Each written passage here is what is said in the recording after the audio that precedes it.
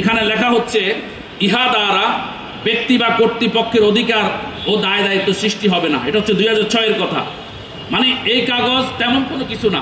দেখেন একটা ছোট্ট লাইন লিখে দিছে, ভাবছি আমরা এটা বুঝি না, এমন শব্দগুলো এই লাইনটাতে প্রয়োগ করা হয়েছে, মনে হচ্ছে যে হুজুররা তেমন একটা কিছু বুঝে না।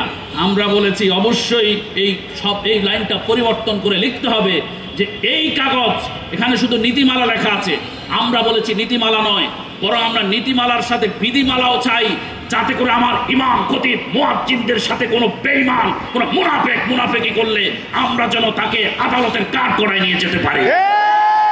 এজন্য বিধিমালা করে দিতে হবে। নীতিমালায় আমরা বিশ্বাসী নই, বিধিমালাও করতে হবে যে আইন লঙ্ঘন করলে তার কি শাস্তি হবে এটাও উল্লেখ করতে হবে। অতঃপর এখানে বলা হয়েছে যে মসজিদে যারা নিয়োগ বোর্ডে থাকবেন সেখানে বলা হয়েছে স্থানীয় কওমি মাদ্রাসা, আলিয়া মাদ্রাসার আলেম ওলামা, স্থানীয় ওলামায়ে কেরাম থাকবে, আর ইউএনএর প্রতিনিধি থাকবে, সামাজিক ব্যক্তিবর্গের প্রতিনিধি থাকবে। আমি এটাকে কিছুটা আংশিক রেখেছি, কিছু প্রত্যাখ্যান করে বলেছি যে না, আমি দেখেছি ইমাম খতিব নিয়োগে সবচেয়ে বড় দুর্নীতিবাজের একটা গ্রুপ হলো আমাদের আলেমদের মধ্য থেকে। আপনারা তো আমরা নিজেদের সমালোচনা করি না, আমরা সবসময় পাবলিকের সমালোচনায় ব্যস্ত।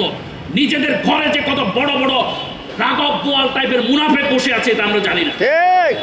এরা করে কি, এরা নিয়োগের নামে একটা তামাশা করে। এরা টুলেট দিয়া সেখানে 100 জন পরীক্ষা দিতে আসলে তিনি কিন্তু আগেই একজনকে সিলেক্ট করে রাখছে। ওই যে মৌলবী সিলেক্ট করে রাখে, তার খলিফাকে বলে তুই আসবি, তুই আসিস, হ্যাঁ তুই আসিস, তো সবাইকে করে এক প্রশ্ন, উনাকে করে আরেক প্রশ্ন, উনাকে করে ধর যেমন ধরে উজু ভাঙ্গার কারণ কয়টি বলো, ঠিক আছে, আর ওকে বলে একতলাফি যত মাসালা আছে আর ওদেরকে ধরাইয়া দে, আর এই যে তার নির্বাচিত মনোনীত তাকে বলে যে উজু ভাঙ্গার কারণ কয়টি তুমি সেটা বলো। এটা কি হইল? পরীক্ষায় ইনসাফ হলো কি? ইনসাফ হলো সব পরীক্ষার্থীর জন্য প্রশ্ন থাকবে কয়টা? একটা। প্রশ্নোত্তর থাকবে একই রকম।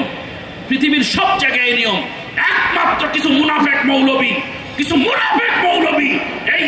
এই পদ্ধতি চালু করেছে যে একজনের জন্য এক প্রশ্ন, ঠিক কিনা?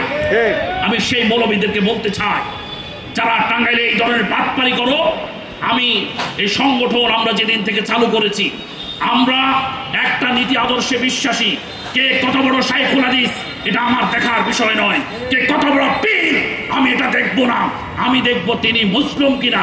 যদি মুসলিমের পক্ষে আপনি থাকেন আমার কাছে আপনি সম্মান পাবেন, আর যদি মুসলিমের সাথে আপনি জালিমের আচরণ করেন, তো আপনি যদি টাঙ্গাইলের শ্রেষ্ঠ শাইখুল হাদিস হন, আপনার বিরুদ্ধে আমার যুদ্ধ চলবে। মনে কষ্ট পাইলেন নাকি? না, হ্যাঁ, না।